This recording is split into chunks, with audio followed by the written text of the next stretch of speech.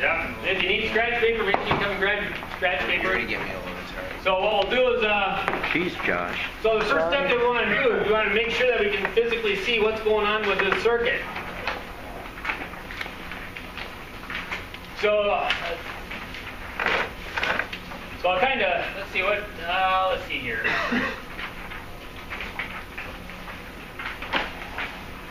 I know another little step that kind of helps out, but I want to make sure that I won't confuse you, because your straight line doesn't turn out very good, but it makes you be able to see things more.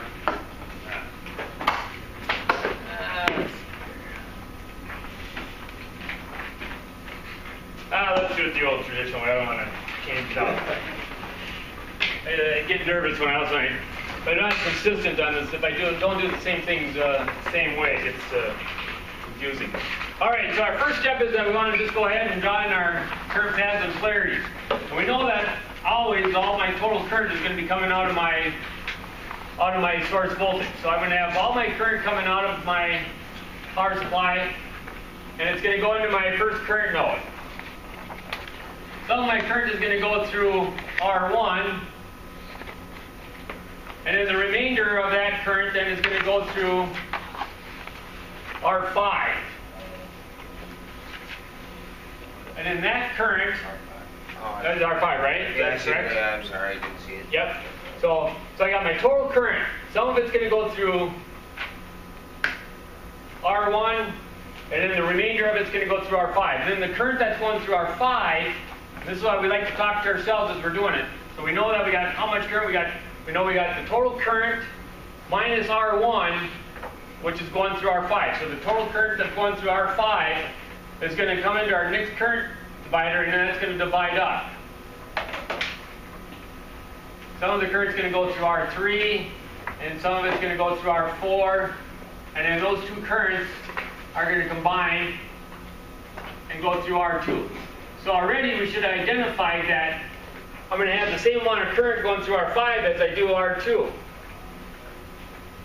Because I have the current of R5 going through here, divides up, then they join back, and then it's going to go through R2, and then that current of R2 then is going to combine with R1, and that gives me my total current back into my source.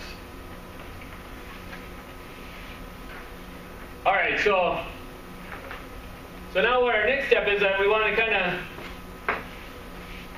analyze, or we want to straight line the circuit so that we can see what's going on. So we're going to force myself to draw the power supply on the left-hand side. I'm going to go down, and then I'm going to split. So I'm going to make just, if I start out with this way every time, then I know that I'm going to split. So how many branches am I going to need to come off of my total current? How many branches am I going to have? 3. Okay, so actually I'm going to have really 2, right? Because I got this current here of R1, and then it branched off to R5. It wasn't until I got past R5 did I branch off to another one. So I'm going to actually have 2. And I'll tell you, this one does kind of make an ugly sketch, and we're going to redraw this one up. Okay, so then I know that some of my current then is going to go through R1. And what resistor is this going to be? R5. R5. Okay, so my current came into my first current node. That was my first current node before I hit another resistor. So I have all of my total current coming in. Some of it's going to split out to R1, and the other is going to go to R5. So then this is R5. If we kind of go back to R1, and this is kind of where it gets a little tricky. It gets a little, because we can really actually save ourselves a lot of work. If we take a look and we analyze R1, we see that the current went through R1 basically went right up to R1 and then right back into the power supply. So realistically, sometimes it's just a little easier. So I'm going to change it up a little bit and just kind of show you that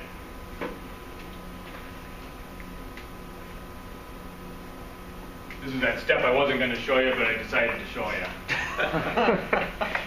Because it really helps on that last circuit. Quit screwing with us, Kurt. I know. I don't.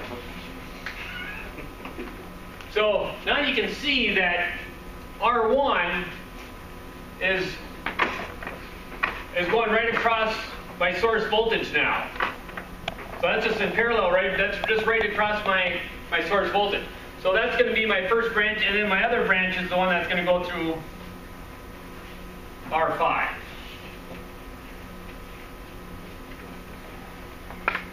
So now we come to my other side of R5, and then that one's going to branch off out into how many different directions?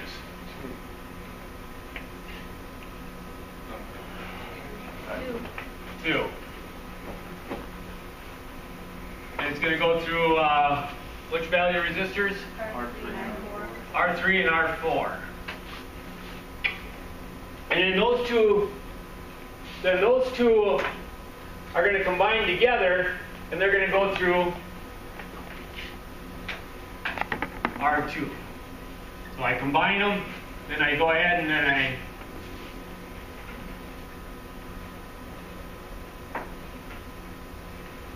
it joins in. So now I got draw this different color here, my current paths. So I got all my current coming into my first current node. So all my current's going to go through R1. That one's going to go up. The remainder amount of current is going to go through R5. That current's going to split. Some of it's going to go this way. Some of it's going to go this way. And then those two currents are going to combine. And then them currents are going to go through R2. And then those two currents are going to join together and then back in. So that would be the easiest way of drawing. Then you know that now all we have to do is, really we don't even have to worry about R1. It's really not going to, it's just going to be in parallel with the rest of everything else, so we can kind of eliminate R1 really quick. So sometimes we end up redrawing it to make it a little bit easier. But the other method was it's going to be kind of telling you about is that if you have a real hard time understanding where these circuits are or how these components are laid out in the circuit, what you can do is you can just take one resistor at a time. So I'm going to erase this one.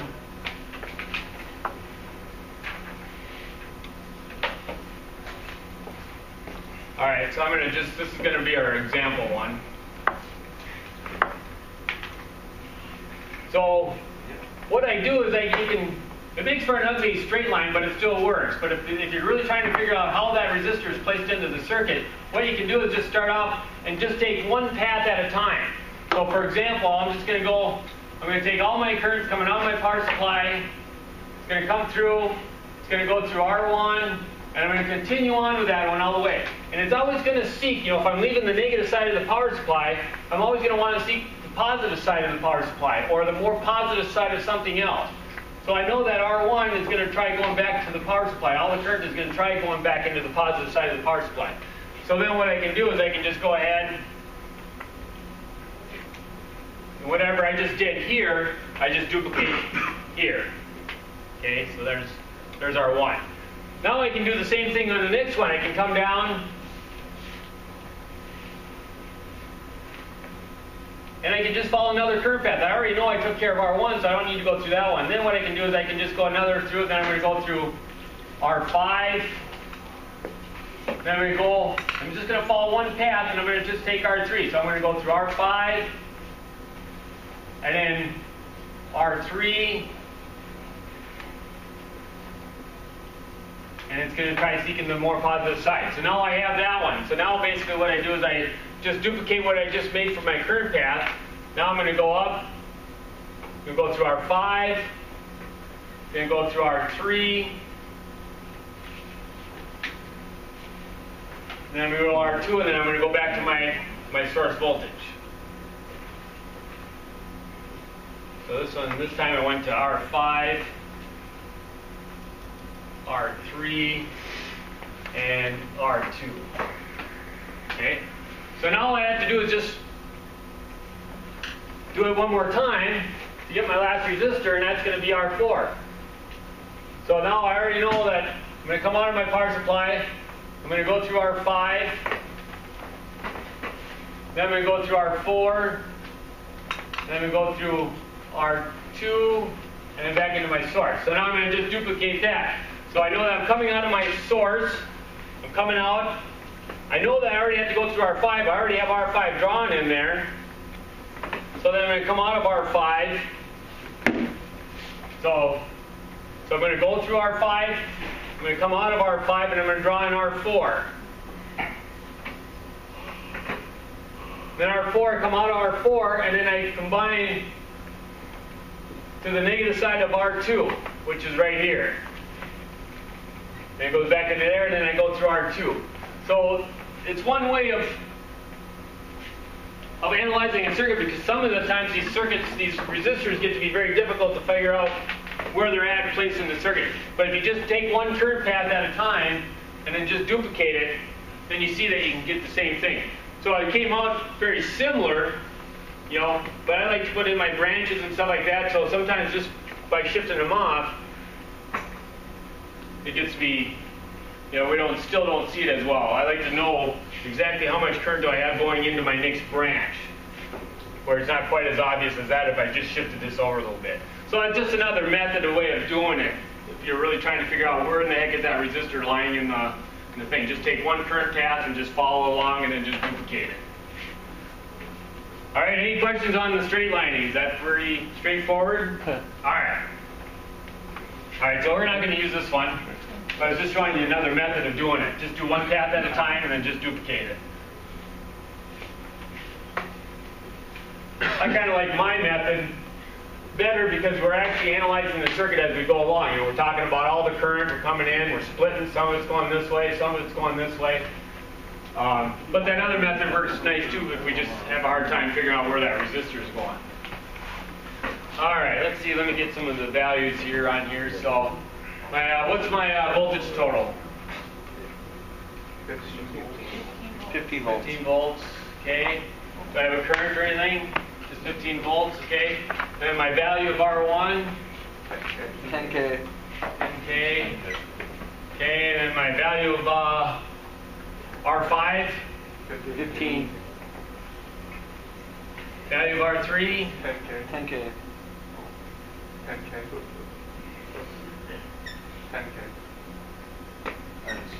Okay. And I think that's all the information I pretty much gave you, right? Yep. Yep. All right. Well, then let's get our test points in there. So this test point's going to be what? Test point what? B. E? B. E? And so then where's test point A at then? All the way to the left. Over here? Yep. C's down So the bottom, right? so is test point A and B on the same net? Yeah. You sure about that? No. A is going right to my positive side of my source, right? Is B going to the positive side of my source? No, so A and B are not on the same. A and B are not on the same net. That's what we call the nets. So is B in the right location? No. No. This one's actually what? A. A. Okay, now where's B? The negative side.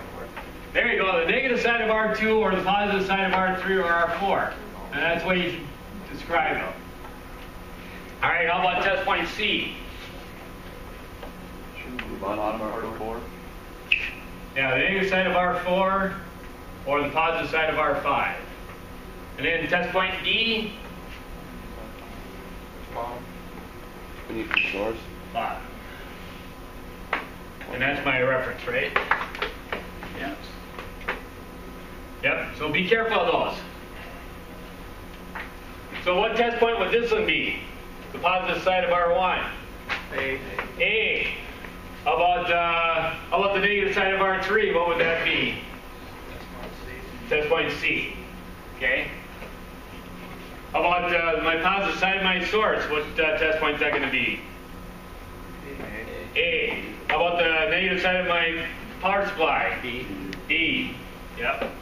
All right. Some people have a hard time seeing that. You know, we draw it here, and that's where they think it has to be, but it can be anywhere along here. This is test point D, this is test point D, and this is test point D. Anywhere on that. These are all what we call nets. Anything that we all connect all our components to one single line, that's what we call our net. All right, so we got all the information. We can come back to all this. And I'll shut this off here. All right. So now what's going to be my next step? Resistance total. Well, how do we calculate all our resistance total? What we want to do is bring it down to one equivalent resistance, right? Remember how we brought it down? We want to bring it down to one equivalent circuit. So how do I get this thing down to one equivalent circuit? Which ones, remember I got to combine any like circuits. So anything that's parallel, anything that's in anything that's in series, you know. So what would be the first ones that I'd want to combine? R3 and R4. Yeah, R3 and R4. And I'm going to show you kind of the box method. Again, this one kind of makes your paper ugly, but we can kind of see. So we're going to combine those two first. So then we have to redraw our circuit. This is where we use up a lot of scratch paper. So we get good at drawing. So we know that I'm going to come up. I know that R1 is still going to be in parallel across the rest of the circuit. So here's R1. Then I'm going to come up. I didn't do anything with R5 yet, so I'm going to draw that one back in. Then I combine R3 and R4. And I put those two in parallel. And I'm still going through, I didn't do anything with R2 yet. So now I'm going to put in R2, and I go back in. And this was R5. Okay, then I'm going to write in my values. So R1 is 10 kilo ohms. R5 is 15 kilo ohms. And then, what do I get for doing a quick math on this? What would be how do I determine what my parallel resistance of two 10K resistors are in parallel with each other? How can I do the quick math on that? You can just divide it by 2. Divide by 2. If I have as many resistors I have of the same value that are all in parallel, I can just divide them by the number that's all in parallel. So if I got two 10 kilo ohm resistors in parallel, I can just divide them by 2. So that gives me what for R3 and R4 for 5 kilo ohms. And then R2 is still my 10 kilo ohm. Okay, and then I always want to still draw my current paths and polarities on all of them. So I got all my currents coming through. Some of it's going to split, some of it's going to go through R1. Back into my source. The remainder amount of current is going to come up through here.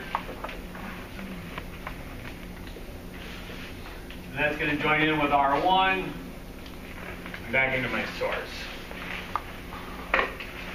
And I want to make sure I transfer over my 15 volts.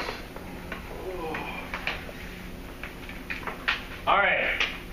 So now I have all that information transferred over, and then I need to put in my test point. So what test point is this one going to be? A. How about this one here? B. C.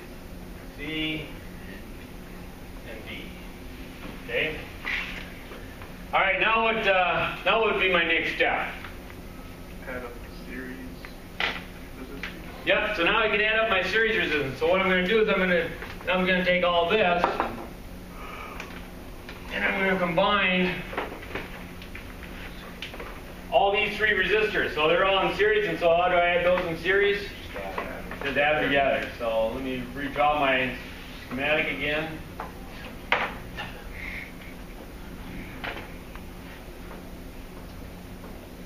There, one. Now I have an equivalent resistor of how many resistors in this branch? 4. So I'm just going to have, so I'm going to combine all three of these, and it's going to be equivalent to all four of those resistors. So it's going to be R2 through 5. Back up. Get my current paths and polarities in there. So all my current's going to come through. Some of it's going to split. Some of it's going to go through R1. Some of it's going to go through R2 through 5. And those two currents are going to combine and then back into my source. I got 15 volts here. R1 hasn't changed yet. That's still 10 kiloohms. R2 through 5 now is going to equal what? 30 kiloohms. Just add them up in series. Okay? Okay, then what's my next step?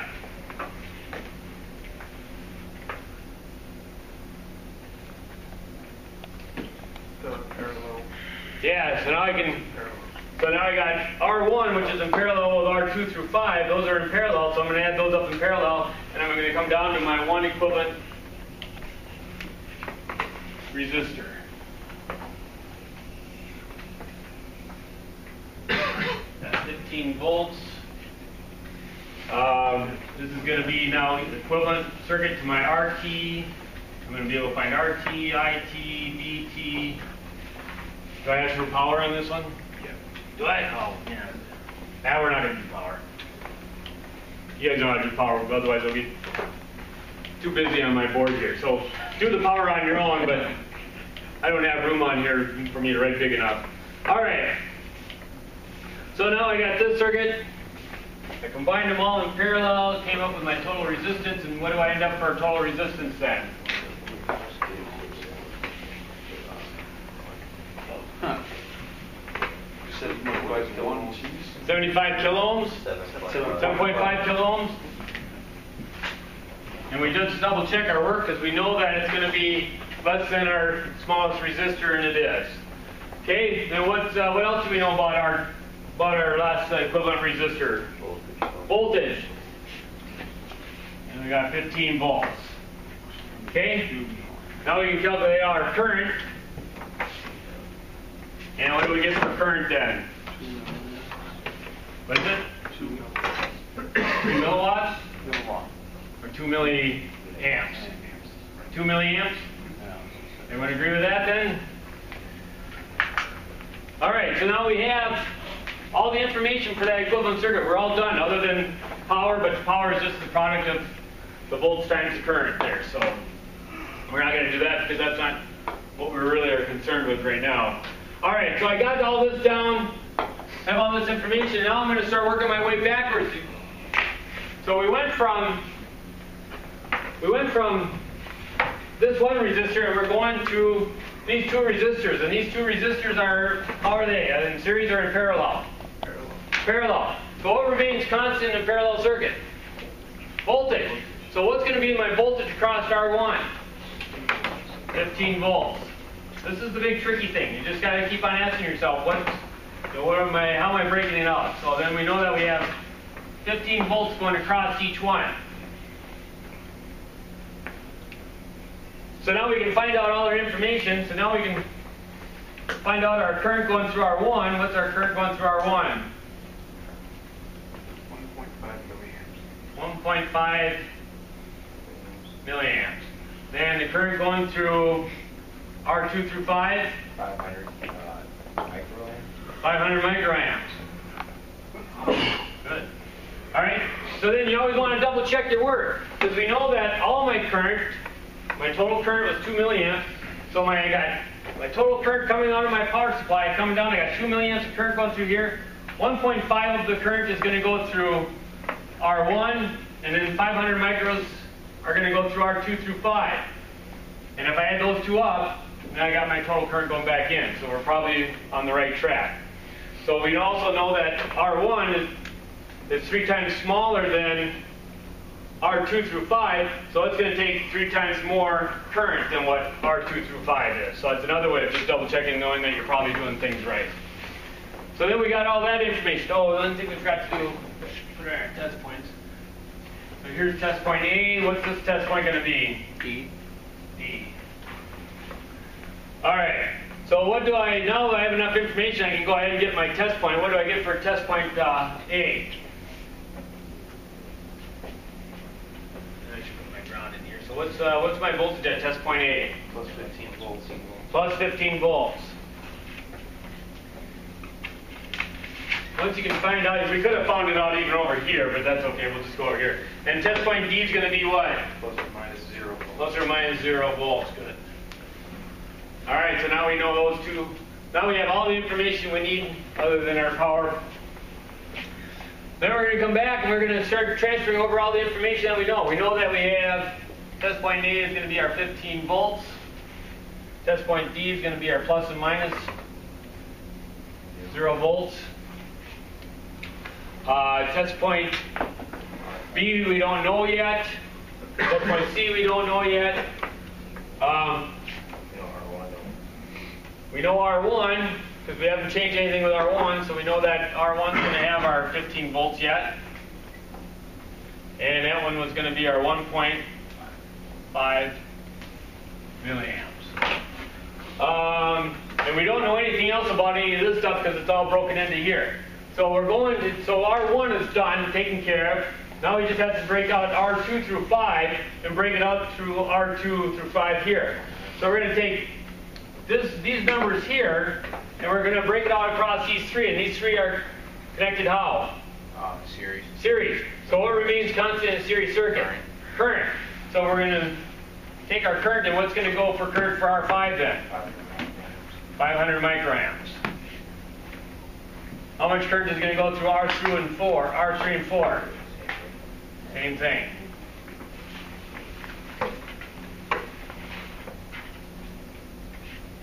And how about R2? Same thing. Same thing. It's a series circuit. Okay? So is everyone catching on to what I'm doing there? Does that all make sense? That seems to be the hardest thing for people to break that stuff out going backwards. All right. So all I did is once I identified R1, that one was taken care of. We just moved that over. Then we had to take this one here, R2 through 5. We had to take the information that we knew about this, looked at what type of circuit that is breaking out to. We said it was a series circuit. We take our current and we make that constant across all the others. And what's another name for a series circuit? Current voltage divider. Voltage divider. So we know that we're dividing up this voltage, and we're dividing up that voltage of 15 volts. Okay? So what's my voltage across R2 going to be?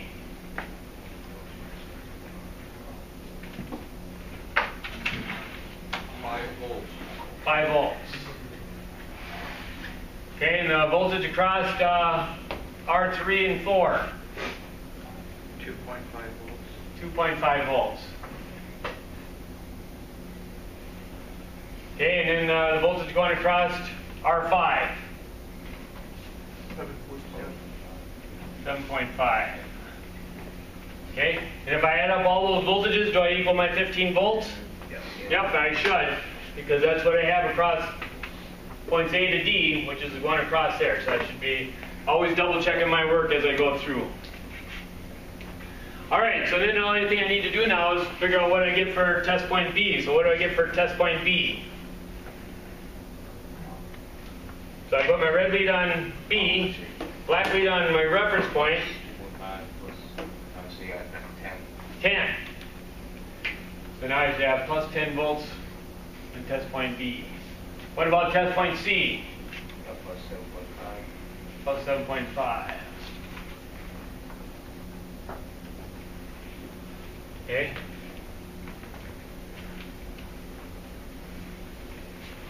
All right. All making sense? Still doing good? Pretty straightforward? Okay. So now all we have to do is just go back to our last step, and we're going to break out our last one.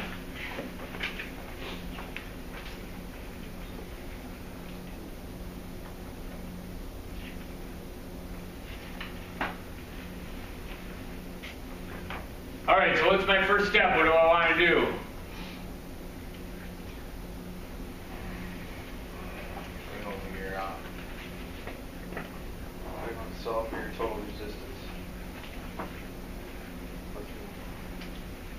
we can do that?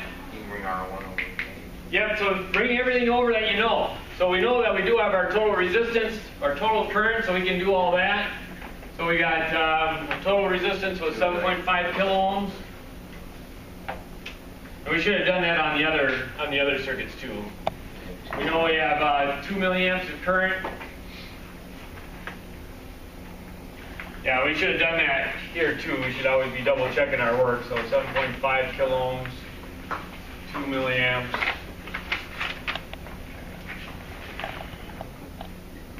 I'm the worst culprit for doing shortcuts. So. Yeah, so we should always be double checking it. So we should have even kind of talked to ourselves. We knew that we had 2 milliamps of current coming down. 1.5 milliamps went through our first circuit. Then 500 microamps went through that one. And we came up with our 2 milliamps. And so we should always be double checking our work to make sure our currents and voltages are always equaling up. All right, so then we got our resistance total. We got our current total, voltage total. What else do we know about this circuit before we do anything else? So we know the values, all the values of R1, right? Because those are all taken care of. So we can copy that over.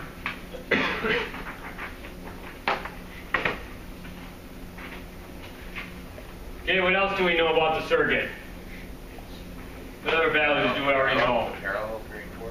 Yeah, not yet. Well, we know R5. Yeah, we know R5. We want to get all that stuff taken care of first before we start using our calculators. We know R5, which is 7.5 volts. And then R2 then is going to be 100 microamps and 5 volts. Okay.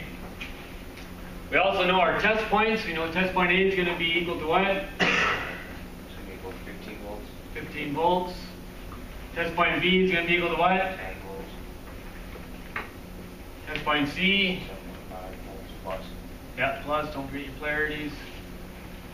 And test point D. All right, so now all we have left in is R3 and 4. So what are we going to do with R3 and 4?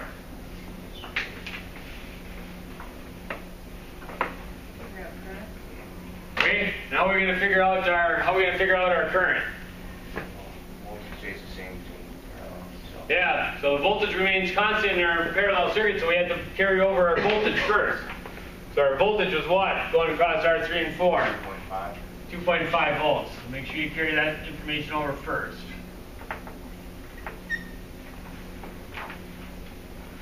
And even before we calculate out our current, how much current is going into that branch, into R3 and R4? How much current is going in there? 500 microamps. Both resistors are the same value, right? I do. So another way of doing it would just be to take our 500 microamps and divide it by 2, right? So each is going to be your 250 microamps.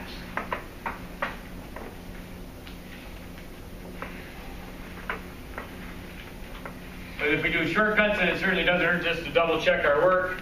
If I took my 2.5 volts and divided by my 10 kiloohms, would I get 250 microamps? Yep.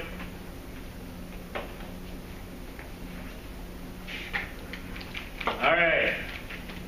And I think that takes care of that whole circuit. All right, how'd that go for you? Right, I still got the deer in the headlight. Yeah. I got it all down, so. You're all right. Except for the power, so. All right. Yep, except for the power. And remember, no matter if it's a parallel or a series circuit, powers is always the total sum of all the powers within the circuit. So we always just add up our powers. They're always dissipating heat, and they're always going to be additive. All right. Well, let's give our. Then if nobody has any more questions on this stuff, we'll try doing the Thevenin's theorem in 20 minutes. Yeah, really actually not bad. It's more the concept of the theory of understanding what it is the most important thing. All right, so let's wipe this off.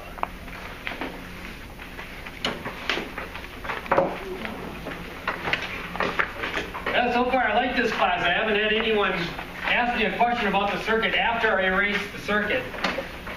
Every year I always have one guy that always goes, I erase everything, and he goes, you know, when that one branch. Wait. Yeah, wait, yeah, exactly, yeah. We should have it written down on the paper so we can just show you. Yep. We got it on recording. Yeah, now we got it.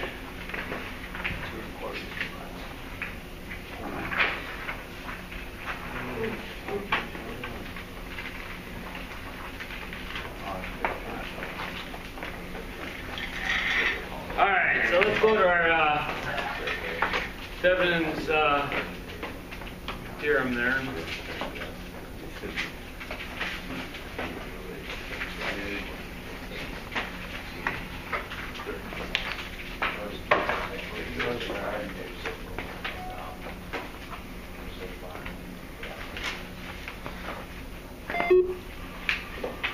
All right, so when we're working with circuits, and this has to start going with, kind of start dealing with like our impedance matching and stuff like that. You know, if you, so we'll just say, you know, if I have an audio amp, and I'm going to hook up a speaker up to it. And if you ever gone out, if you're into audio and stuff, and you ever gone out and you're going to buy some speakers for it, you know, it says that it's you know, it's a 4 ohm speaker, or there's 6 ohms, there's 8 ohms, you know, depending on what it is. And so you're going to go out and buy speakers for your stereo. Well, those speakers have to match your impedance of your, and impedance is another, you know, impedance is another way of saying resistance, but it's a reactive type of impedance. So when I'm talking about impedance, I'm talking about resistance. And what we want to do is that we want to make sure that we're matching the impedance of our audio amp. This is where we're going to get our, what we call our maximum power transfer. That's in the chapter. Make sure you read up on that because we talk about that quite a bit. This is where we're going to get our maximum power transfer. And you guys have already done this. You've already proved it out in lab, maybe 7 or 8. I can't remember which one you did that. Where you, or I think it was in chapter 3, I think it was, when you did it with a resistor. But anyways, we want to make sure that our impedance matches of our audio equipment matches our speaker. So the equivalent circuit would look like, now typically a lot of times we're working with AC signals and stuff like that, so we'll just throw an AC signal, doesn't really matter.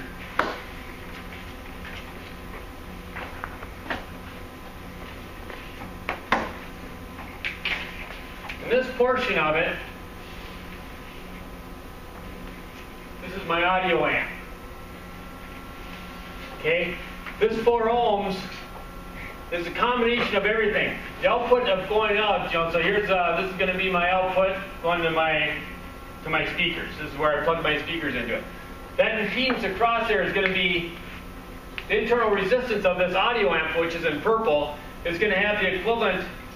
If I was to be looking at it this way, if I'm standing outside the audio amp and I'm looking into it, going across those 2 points, I would see something about 4 ohms. Okay?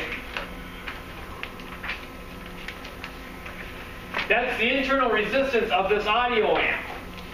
So we can just draw it as, here's my source, and here's a single resistor, and the combination of those is going to equal, it's going to give me my 4 ohms of resistance. Well, our maximum power transfer, we end up getting our maximum amount of power out of our output is when I match my output, my load, or my speaker in this case, is equal to 4 ohms. And why that is because when so let's say when we, on your lab there, you had your variable potentiometer there. And let's say that,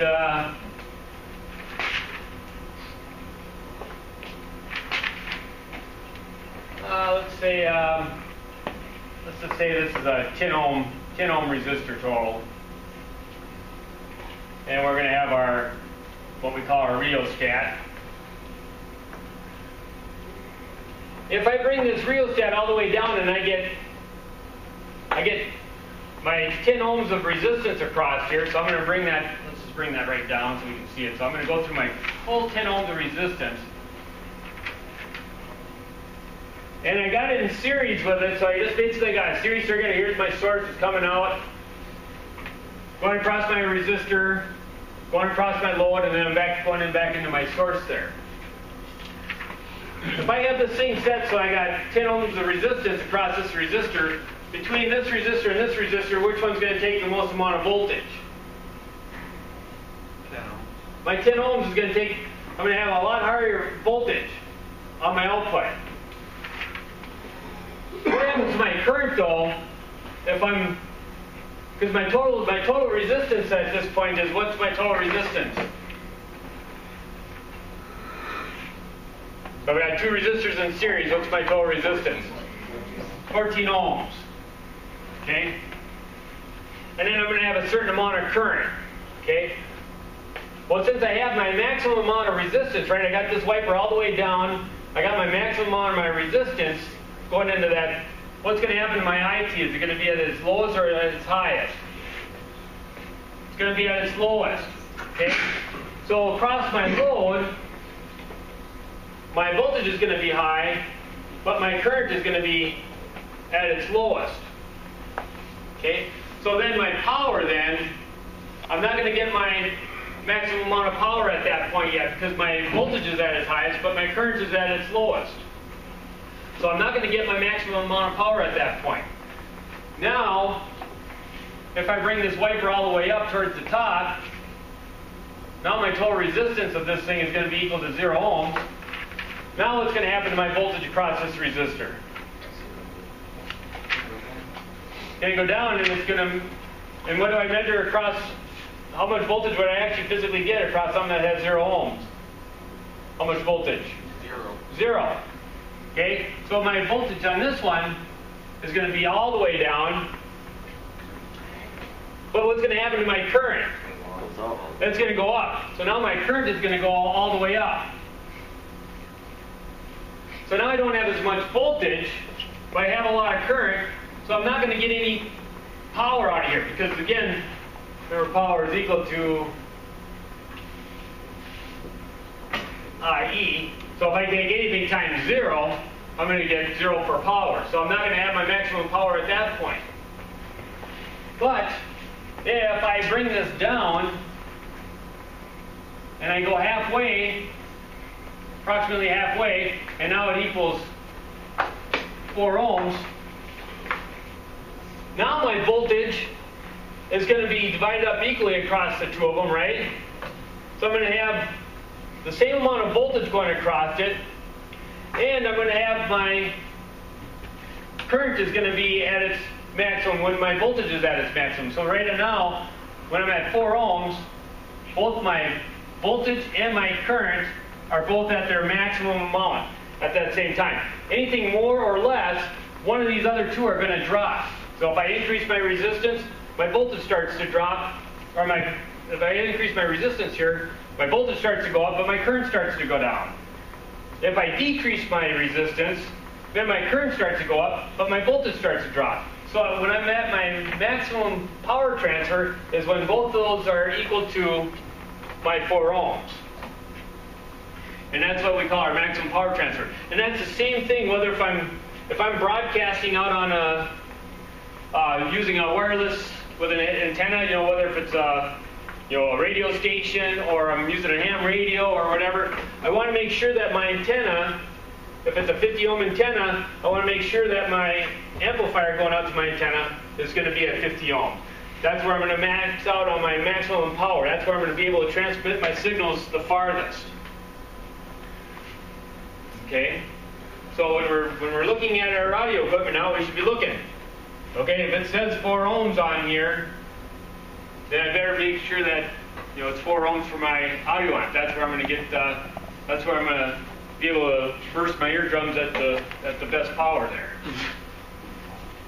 Yep. If I go anything more, if if I go with an 8 ohm speaker, I'm going to get more voltage, but I'm going to get less current. If I go with a smaller, if I go to a 2 ohm speaker, I'm going to get more current, but I'm going to get less voltage.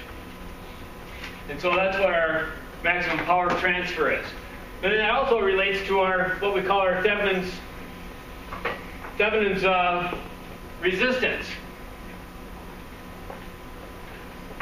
So I'm going to wipe this out here. And that's what we're going to go on to next, is that we can go ahead and calculate out and simulate the same thing. So here I got a source, I got this internal resistance, and I can just take with one source and one resistor, I can do the same equivalent circuit as it would be for a complete audio amp. So for example, this is what we're going to be using in a couple of weeks here. We're going to be starting using function generators.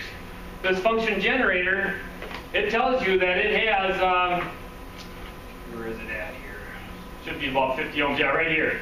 So right here it tells you that the output impedance of this thing is 50 ohms.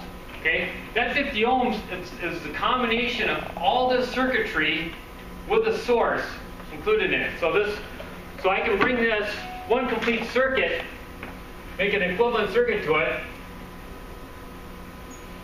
and have it being a 50 ohm resistance. That means that now anything I hook up to that, what I call my function generator, which sends out an AC signal and stuff, I would get my maximum amount of power if I hook up something that has 50 ohms across it. I'm going to get my maximum amount of power across that component. Whether if it's an antenna, a speaker, or whatever, I want to make sure that it's at 50 ohms. That's where I'm going to get my maximum amount of power. So I can simulate this whole circuit that's in this board with just one source and one resistor. And so we're going to take a look at that in some of our practice exercises. But when we're doing these exercises and doing these worksheets, it's just that we're looking at. We're just trying to figure out how am I looking at it? What's the viewpoint of it? You know, the viewpoint of me looking at it going into here, all I see is 50 ohms, even though there's a whole network of other circuits going on in that circuit. All right? That all makes sense. All right, this is where now, I told you, this is where it starts getting to be, this is where it gets to be the meat and potatoes. This is what, you know, everything is, what we've done to, worked up to being able to understand real circuits now. And this is what we're talking about. This is stuff that we're always concerned with, is impedance matching and understanding all that. Maximum power transfer. So just kind of read back over it again tonight and it'll kind of make a little bit more sense. Okay? So let's do a couple of the worksheets and we'll kind of see, we can kind of show you what I'm talking about. So let's open up one of our Thevenin's, how much time do we have? Oh. About 10 minutes. About 10 minutes. We better hold off on Thursday, otherwise you're going to get about halfway through with it.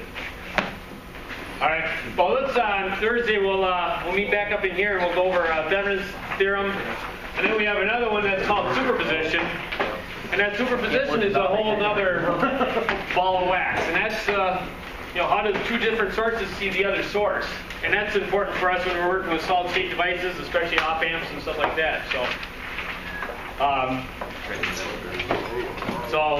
the lab will be open tomorrow. If you have a 75% or less on your